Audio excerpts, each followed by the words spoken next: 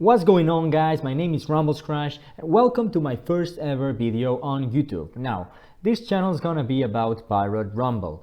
As you guys know, it's what it's called in the global version, what PvP is called, and in the JP version of the game, it's called Pirate Festival. I'm gonna be calling it Pirate Rumble, Pirate PvP, it doesn't really matter.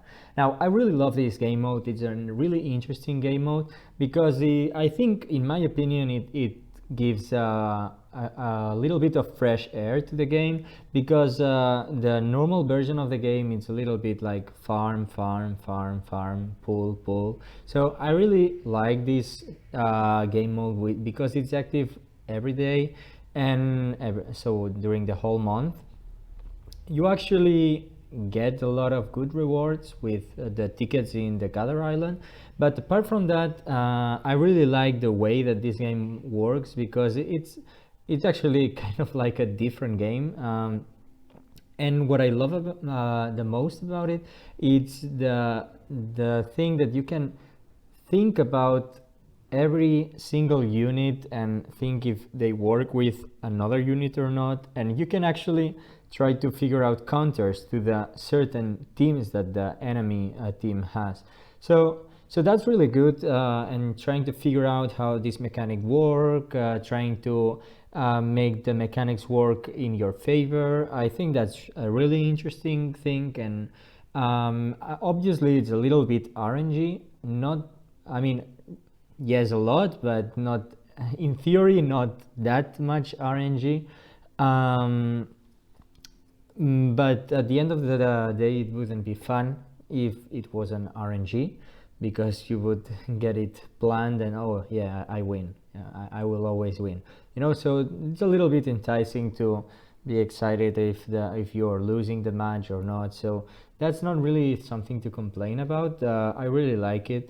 But in this video in particular, I'm gonna be explaining one by one the most relevant buffs and debuffs, how the game works, and a little bit of the things that are not really explained. And because when I was starting to play this game mode, I was looking at videos in YouTube and searching for videos in the JP version of the game, trying to find some. I didn't really find a lot. I don't know if I missed them or what, but I really think that this is a good thing to do in a video, because a lot of people don't know these things, and it's really important. I have to say that all this information that I'm gonna be saying, most of it, I got it from the One Piece Treasure Cruise subreddit, and I really have to thank Fate of Muffins and GR56 for the work that they did there. I will put the link in the description of this video, but really go check that out, because it's crazy. I still can't believe that they did all that. So you will be seeing what I mean, but they basically got all the numbers of every buff and debuff, the percent rate, and the defense formula. I think that's a really good work that they did, and I'm gonna be trying to explain the most relevant parts, because I cannot explain them all in this video. So let's get on with it. Now, the first two buffs that I'm gonna be talking about is the attack up buff and the HP up buff. They are both, we can see the little icons there. They are both very straightforward buffs. Like you can see, for example, this carrot has 7,888 HP and 2,763 attack. So basically every level of attack up is gonna be increasing the base attack by 75, and every level of HP up is gonna be increasing the HP of the character by 250. So just to make you guys an idea, like for example, the slasher team normally has level 6 HP up. That means that every slasher character in the team has an extra 1,250 HP. So that's obviously really good, because it lets the unit leave when they shouldn't, if you haven't the HP. So that's a really great buff. The attack up buff is dependent. For example, this Carrot, her special doesn't depend on the attack stat because she does fixed damage. So in her case, it's a little bit redundant, the attack up. She has attack up on the passive to herself, which is a little bit of a whatever. But that's the thing, like the attack up can give you a lot of damage once its damage is based on the multiplier, but as you will be seeing, the defense up just destroys this kind of buffs unless it's a really ridiculous high level of attack up like some teams do. But you will be seeing it in the defense up buff. Now let's go with the next one. So the defense up buff. Defense up is I will be explaining it in the next image, but defense up buff is a really interesting thing because every character has his own base defense, and what the defense up level 1 does is it gives 25 additional defense. Now defense is one the same as speed, attack, and HP. It's one, and RCB. It's one of the only, together with speed, stats of a character that doesn't get changed with limit break expansion, candies, socketing, and level, special level, anything. So it's a fixed number, so that's really good that there's a buff that allows you to increase the base defense of a character, because there's the only thing that you can do. And as you will be seeing, defense up is a really broken thing. Now, then again, I have to thank Fate of Muffins and GR56 for the amazing work that they did, because I guess by pulling out some numbers of what the unit should do and what it actually did, they managed to get this polynomial, which is really impressive. It's an approximation. It has an error, but it's a small error, I guess, if they did the work good, and they did, because it actually works.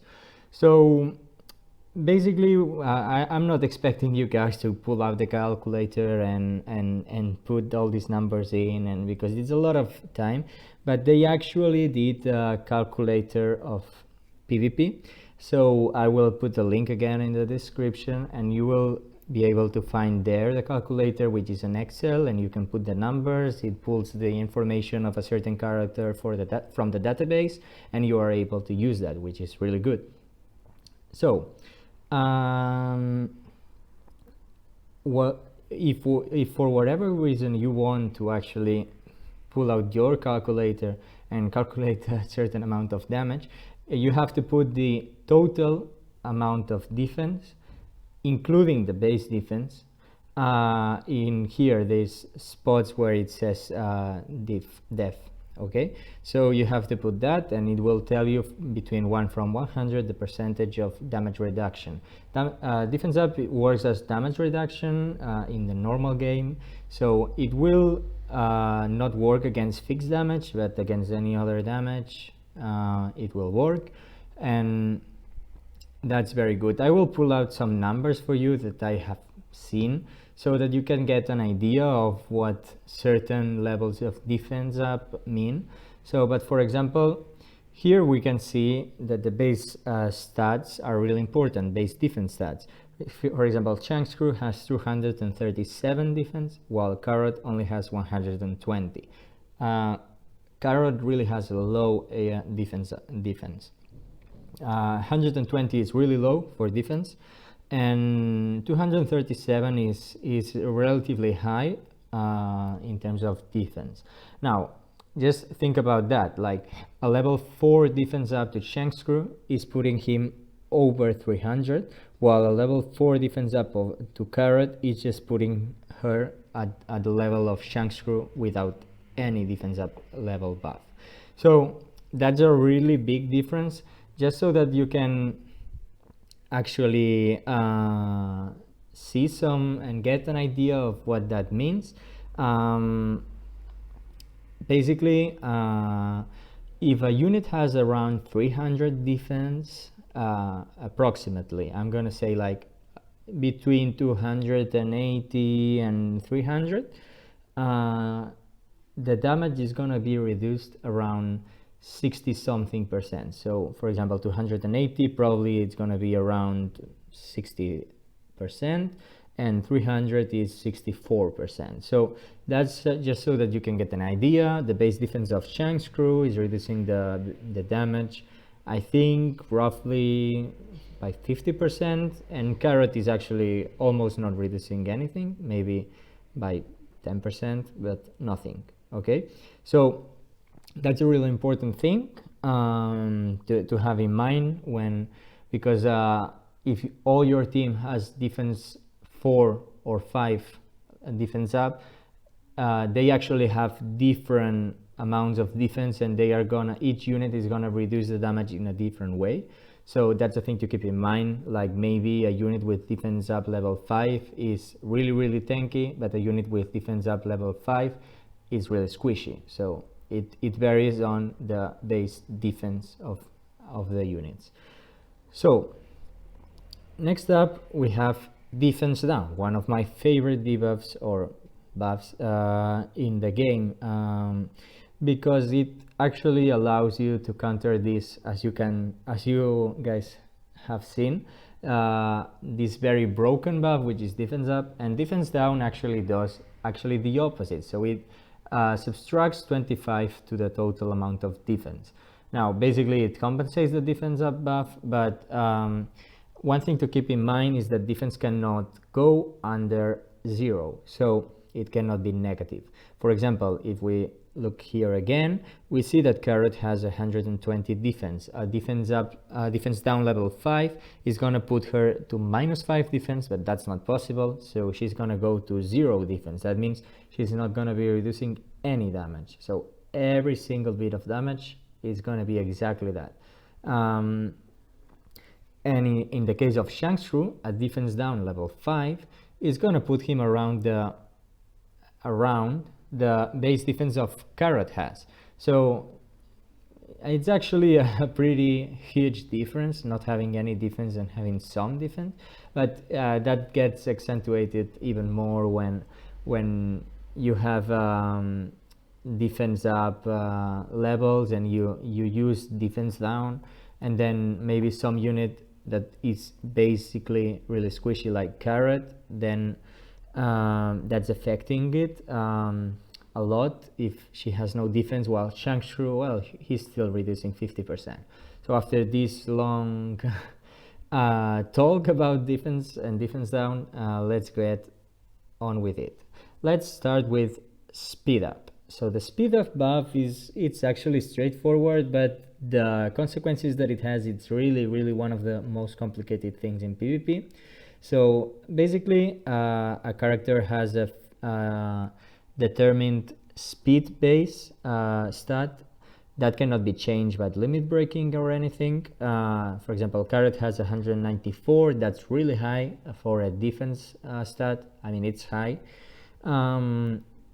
And basically every level of speed gives 5 additional speed. As you can see, the numbers do not go from such a wide range. So defense, you can get like 300 defense, 400 defense, or maybe 0 defense. And in speed, it's mostly all the time around 150, 200, 200 something. But it would be really weird, I think, to find a 300 speed unit in certain point, because even a defense speed up level 10 gives just 50 additional speed, and one of like the most speedy base units have like 200 and something. For example, PP Whitebeard I think has 210 speed, so with even speed up level 10 he would have 260 speed. So that's the thing, that's the range of numbers, but more than 200 speed it's really great.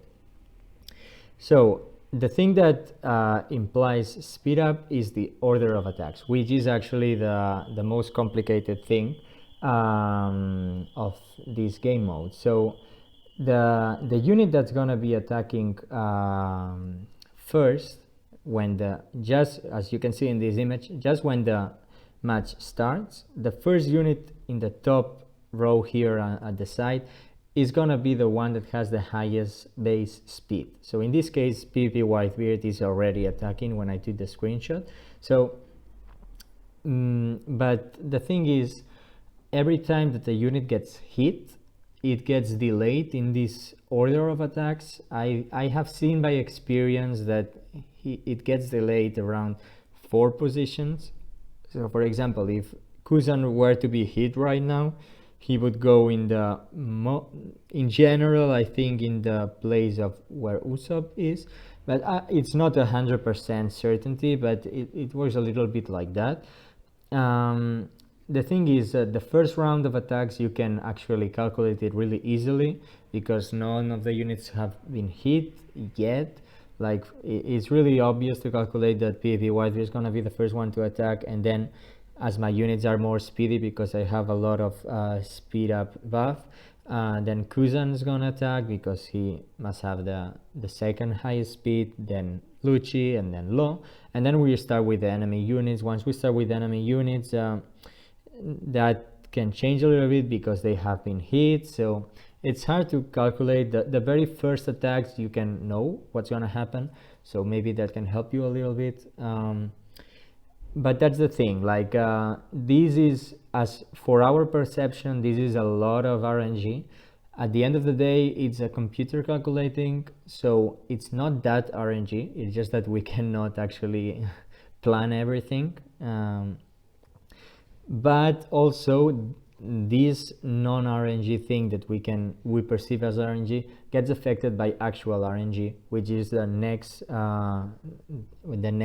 buffs that we're going to be looking at, because there's knockdown, knockbacks, and that means that the unit is pushed back to the end of the line, so that affects the order of attacks. But that's I hope you guys, that's the most complicated thing about PvP. I hope you guys got any help from my explanation, I hope. So next up we have special charge time speed up. I think that CT means charge time, I'm not sure. So every level of that gives makes that the special of a certain unit gets charged 2% faster. So that obviously implies that the amount of seconds reduced by a special charge time speed up buff is going to depend on the actual charge time of the unit, of the specialist unit, the unit special, because it's not the same a special charge time speed up level 5 to, I don't know, B26 plus Rayleigh, which is going to be reducing around 4.5 seconds, to a Kizaru, which is going to be reducing much less because of proportion. So that's a really cool and good buff, and the thing is, you have to actually plan these kind of buffs with the speed buffs, because you actually want that the unit attacks when the special is charged, and if the unit is attacking when the special is not yet charged and after attacking the special gets charged, you have to increase the special charge time. But if the opposite happens, you have to increase the speed. So lastly, we are gonna be talking about the RNG mechanics. This is like crit, guard up, knockback, miss, and I think there must be some others that I missed. But basically, you have a 5% base chance of them happening. For example, if you don't have any buff of this sort, you can still miss, you can still crit, because you have a 5% chance with every attack of a certain unit. But every level buff of this kind of mechanics is increasing this chance by 5%. So that means that if you have level 19 of one of these buffs, that's actually a guarantee that it will happen. For example, if you have level 19 crit rate up, that means that every unit is going to be hitting crits all the time. In a crit team, you don't actually need to get that far. With level 17, that's a 90% chance. That's already good enough. So you don't need to go that far, but if you want to be sure, you can. So that's it. Lastly, I would like to talk about the placement of units in the team, which are the most tankiest positions and which are the positions that get hit the most. So that actually varies between defense team and attack teams. Now the first image that we have here is an attack team. Okay, the place that gets targeted the most, it's actually the middle one, not the first one, the middle one. So the third spot where Rayleigh is. So and the other two spots that are targeted second highest are the second spot and the fourth spot, so where Tesoro and Kuzan are. So that's the thing. If you look in a match, you will see that these three units are in the front, and Rayleigh is a little bit more towards the enemy team. So that's obviously because a lot of units have the targeting of targets the closest enemy. They are the three that get hit the most. But on a defense team, if you look at the certain match, you will see that the first three positions are the most tanky ones because they appear in the front. So actually, I think that the first position is more, it gets targeted more than the second and third, but they are more similar than in an attack team. So that's a thing that I didn't know at the start. For the defense I know, but not for the attack. And I was putting the tankiest teams in the front, and I was always seeing that the middle unit was always dying, and I was thinking like, what's happening here? Why is always this middle unit dying, you know? So that's a thing that I think that it's important to know. And so that's it for today's video. Check out my other videos in my channel. I'm gonna be uploading them soon. I'm gonna be addressing certain tier lists for different characters and why they're good at what they do or not, and what I think are the best characters in each category. It's gonna be a different tier list than what you probably have seen, but I'm gonna try to make it work the way I like. And then you will be obviously seeing a lot of videos of me trying to find counters to the in team, the slasher team, or all the good teams, or every team, and you're gonna be seeing clips of gameplay where I actually beat it. I'm gonna be showing you guys what teams I'm using and the levels they're at, and that's about it. So I hope you guys enjoyed this video, and hope you have a great rest of your day, and I will see you in the next one.